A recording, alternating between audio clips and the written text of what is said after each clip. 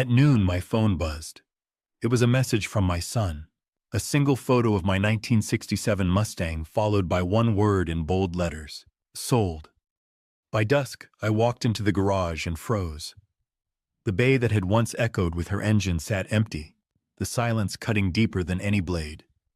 But what my son didn't realize was that the Mustang wasn't the only secret I kept in there. Just one step away, under a tarp he never bothered to lift, something else was waiting. And when the transporter backed in the very next morning, he was about to discover exactly what I'd parked in the garage next.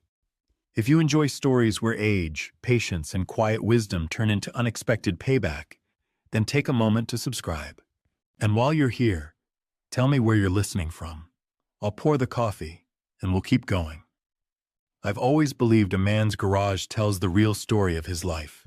Not the house, not the furniture, not even the bank account. The garage. That's where sweat and long nights live. That's where dreams sit quietly on four wheels, waiting for the right moment to roar. Mine was no different. For 50 years, I worked my bones down to nothing, just to keep a roof over my family, food on the table, and a little corner of life carved out for myself. That corner was my garage. Inside, under soft yellow lights, sat my pride. Cherry red, chrome trim that gleamed like fire in the sun. Every scratch I'd buffed out. Every bolt I'd tightened myself. She wasn't just a car. She was the memory of a younger man who had nothing but grit, grease on his hands, and a dream that one day he'd drive something worthy of all that fight. Most mornings, I wasn't quick enough to work on her like before. My back stiffened when I bent too long. My fingers sometimes dropped the wrench before I meant to. But I still shuffled down to the garage, coffee in hand, and sat in an old folding chair just to look at her. I'd run my hand along the hood, whispering as though she could hear me. "We made it, didn't we, girl?" I remember the first time I laid eyes on her. It was 1975. I was younger, thinner, working odd welding jobs, and living mostly on stubborn pride. She sat on the corner of a dealer's lot, dust covering her curves, forgotten as a trade-in. I couldn't afford her, not really, but I worked double shifts for 8 long months. I ate beans from a can. I patched holes in my boots with tape. When I finally slapped the cash on that salesman's desk, he laughed. "You're buying this old thing?" he said. I didn't bother answering. I just slid behind the wheel and felt, for the first time in my life, that the world owed me nothing, and I owed it nothing back. That Mustang carried me through every season of my life, through my wife's first pregnancy, when the back seat held a box of diapers and baby bottles, through funerals when I drove slow, my hands steady on the wheel, through long commutes when money was tight, and I thought we'd lose the house. She never broke down on me, not once. And when my boy was small, 8 or 9, he'd sit beside me, grinning as the engine roared. "One day, Dad, this'll be mine," he'd say. And I'd laugh, thinking he meant it like a boy does, with admiration, not calculation. Now, in retirement, life had slowed. Up at 6, coffee black, a walk around the block if my knees behaved, then into the garage. Neighbors sometimes stopped to chat, their eyes wide at the Mustang's shine. They'd shake their heads when I told them she still ran smoother than most cars half her age. I'd just smile. Proud. Quiet. Because what no one knew, what even my son never bothered to ask, was that the second bay of the garage wasn't clutter at all. People thought it was just boxes stacked high, old tools, forgotten junk, but hidden under that tarp, behind the dust, sat something else. Something I had guarded for decades. Something even more valuable than the Mustang. Life felt calm at that stage. My wife had been gone a few years, and the nights were sharp with loneliness, but my routine gave me comfort. Simple meals, bills paid on time, a newspaper folded neatly on the table every morning. But a father never stops worrying. And my son, well, he was restless, always chasing money, always rushing. He wasn't cruel, not exactly. But he'd grown impatient with the steady, quiet way I lived. "Dad, you could sell the car and make a fortune," he'd say. I'd just shake my head and change the subject. I thought he understood. I thought, deep down, he respected what that car meant. I was wrong. Because one quiet Tuesday afternoon, as I sipped my coffee and breathed in the smell of old leather, I had no idea the storm that was about to hit. My peace, my years of work, my son's loyalty, all of it, was about to be tested. But that calm was about to break. It began with a phone call. My son's voice on the other end was casual, too casual. "Dad, you home?" "Where else would I be?" I chuckled. Coffee's on, Mustangs polished, world still turning. But then came silence, the kind that stretches out and makes your stomach tighten. Finally, he said, "Don't be mad. I did something. Something for us. For the family." Before I could ask, I heard the rumble outside. I stepped to the window and froze. A flatbed tow truck was backing into my driveway. And there, my Mustang, already chained, already strapped, her wheels turning slowly, helplessly. I stumbled out the door. "What the hell is this?" My son stood there, arms crossed, eyes fixed anywhere but mine. "Relax, Dad. You weren't using it. I found a buyer. Got a good price, too." My chest went cold. You sold my car? Without even asking me?" He sighed like I was a child. "Come on, it's just a car. We need the money. Do you want it rotting in here while bills pile up?" Those words cut deeper than a knife. Just a car. That Mustang had been my companion through decades of sacrifice. My one constant. My son, the boy who once sat in her passenger seat, grinning ear to ear, had reduced her to a transaction. "Unhook it!" I barked at the tow driver. He hesitated, looking at my son. "Dad, stop embarrassing yourself," my son snapped. "The deal's done. Papers signed. Money wired. You should be thanking me." My throat locked. I could barely breathe. I stood there, watching as the Mustang rolled down the driveway, her taillights fading like a coffin lowered into the ground. Inside, my son poured himself a drink, sat at my kitchen table like he owned it. "You'll see," he said. "This money will make things easier. We can upgrade your house, maybe even get someone to help you around here." I stared at him. "Do you think I built this life for upgrades? Do you think I worked 50 years so you could sell my memories?" He shrugged. "It's the future, Dad. Sentiment doesn't pay the bills." I wanted to slam my fist on the table. I wanted to shout until my voice broke. Instead, I lowered myself into a chair, staring at him, the boy who once begged me to rev the engine louder. The boy who once said, "One day, this'll be mine." That boy was gone. Halfway through his smug speech, he slipped. "Don't worry," he said. "I got more than enough. The buyer doesn't even know about the second garage. Could have doubled the deal if I'd opened that." My heart stopped. The second garage. The one he never cared to look inside. He didn't know. Not yet. I kept my face blank. My hands trembled, not from weakness, but from something sharper. A spark. A plan. "Enjoy your money," I said quietly. "But don't think this makes you right." He smirked, raising his glass. "One day, Dad, you'll thank me." But deep inside, I knew the truth. I wouldn't thank him. I wouldn't forgive him. And I wouldn't forgive him. And I wouldn't forgive him. And I wouldn't stay quiet. That was the moment I decided. That night, I didn't sleep. I lay in bed staring at the ceiling, the tick of the clock growing louder with every hour. The space where my Mustang had always been, the space I could picture even in the dark, was now nothing but emptiness. I could almost feel the cold draft from the garage creeping under the door, whispering to me that she was gone. But it wasn't just the car. It was trust. It was respect. And it had been stripped away by my own son. The next morning I made my coffee, but it tasted bitter. I walked to the garage out of habit, opened the door, and froze. The bay stood hollow. Dust had already begun to settle where she'd rested for decades. My chair was still there. My tools were still lined neatly on the bench. But the air felt different. Wrong. Like a church stripped of its altar. Neighbors noticed. Old Bill from across the street ambled over when he saw me staring. "Where's the beauty?" he asked, squinting into the empty bay. "Gone," I managed. "Gone? What do you mean gone?" "My son sold her." Bill's eyes widened. He shook his head, slow and heavy, like the weight of it pressed on him too. "After all these years? Without your say?" I nodded. He didn't speak again, just patted my shoulder and walked back across the street. That silence hurt worse than words. It was pity, quiet pity, and it burned. The week that followed, I drifted like a ghost. I cooked meals I didn't eat. I opened the paper and stared through the words. Even the hum of the refrigerator seemed louder, mocking me. My son called twice, bragging about how he'd used the money. Investments, plans for the future. I listened in silence. My jaw clenched. When he hung up, memories returned, sharp as glass. The winter of '92.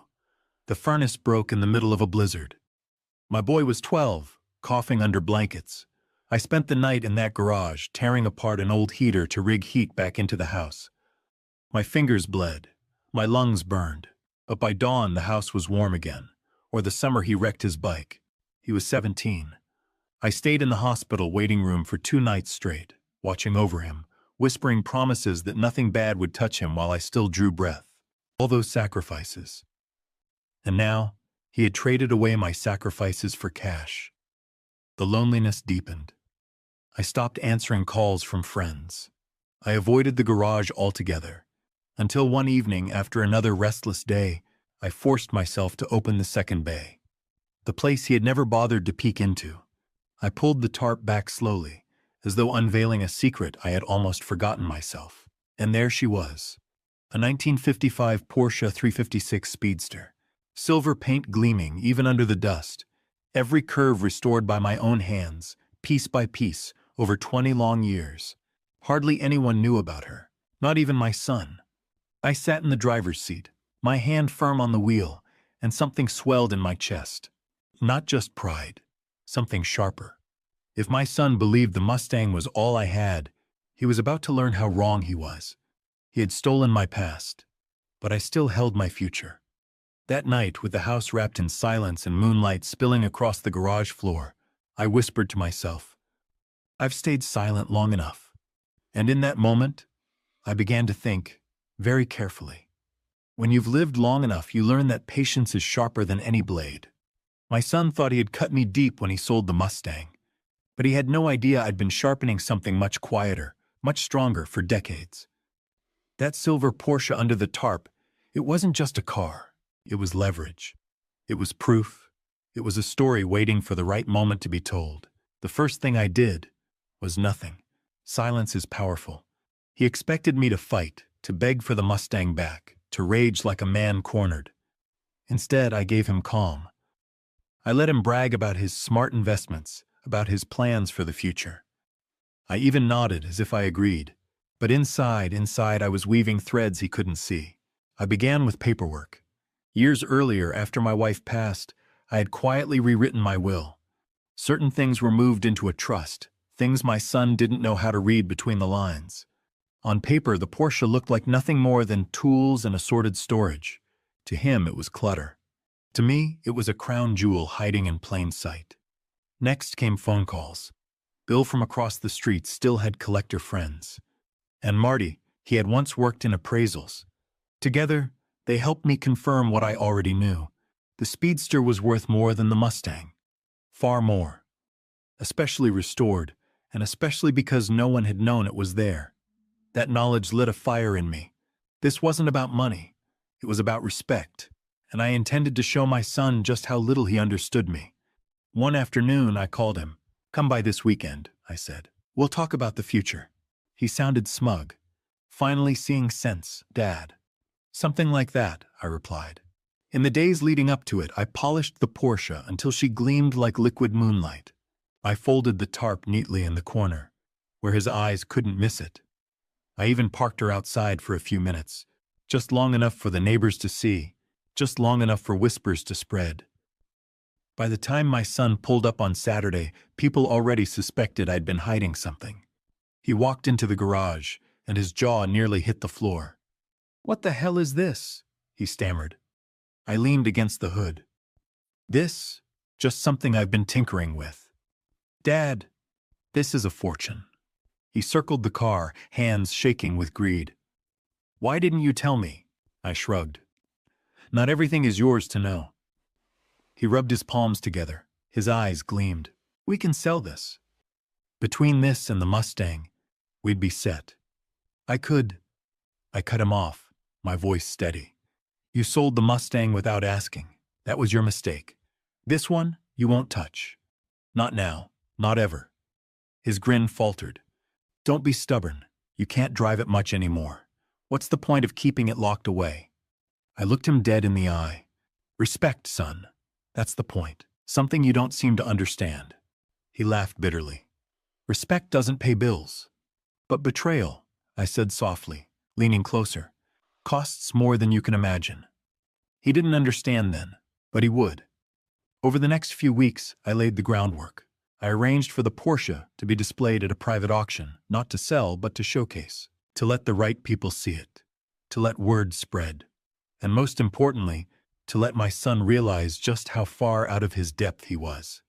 I invited neighbors, friends, even a few of his business contacts. When the day came, I stood beside the Porsche, calm as ever, while collectors gasped. My son tried to linger by my side, but I deflected the spotlight every time. I restored her myself over 20 years, I told them. Kept her safe, kept her hidden. Some things you don't rush. I saw his face, saw the humiliation spread across it. He wanted to be the man of the hour. Instead, he was an afterthought, and that was only the beginning. Later that night, when he cornered me, his voice was sharp. You embarrassed me today. You could have let me handle the offers. I smiled. Funny. That's what you said about the Mustang. And look how that turned out. His fists clenched, but I stayed calm. I wanted him to stew, to sit in that silence and feel small, because the truth was simple. My son thought the Mustang was the end of the story. But this wasn't just my son sold my classic car. No. This was my son sold my classic car. Without asking. He didn't know what I'd parked in the garage next, and the weight of those words was about to crash down on him. Everything was ready. All I needed was the right moment. The day I chose was nothing special. No birthdays, no holidays, no warnings. And that was exactly the point. I invited my son over for lunch. Nothing more. Come by at 1, I said.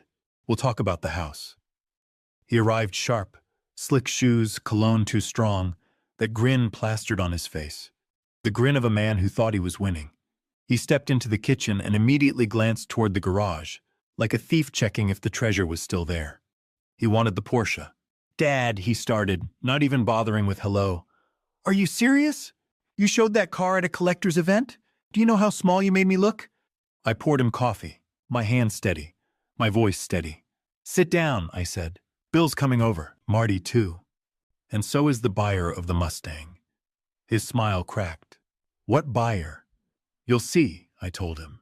When the men arrived, the air in the room shifted. Neighbors gathered in the doorway. Word had spread. Everyone wanted to see. The buyer walked in, tall and polished. A man used to money. He carried a folder and looked straight at me. I want to make this official, he said, laying the papers on the table. My son's eyes lit up. He thought it was his victory. But then Marty spoke. His voice calm. Firm. Before anything's signed, we need to confirm something. Did the seller, he glanced at my son, have the legal authority to sell that Mustang? My son puffed up. Of course I did. I signed the papers. The money's been wired. What's the problem? Bill reached into his jacket and handed me an envelope. I unfolded it slowly, deliberately, letting the silence stretch. This, I said, is the trust declaration, signed and notarized years ago. It states that all classic vehicles fall under restricted assets. They can't be sold without trustee consent. Trustees are myself and Bill Price. Gasps, murmurs. All eyes turned to my son. You didn't have that consent, I said. My voice quiet, but sharp as a blade. You sold something you had no right to sell. The buyer's jaw tightened. He looked at my son with narrowed eyes. If that's true, then the title you gave me is worthless, which means I want my money back. My son's face drained of color. Wait, no, this is just paperwork. Marty cut him off. No, this is the law. And depending on how you presented yourself, it could even be fraud. The buyer leaned closer. Either I get my refund, or I take this to court. Your choice. The room buzzed. Neighbors whispered. One man muttered, I always thought he was shady. My son stammered. Dad, you can't do this to me. I was only trying to help. I looked him dead in the eye.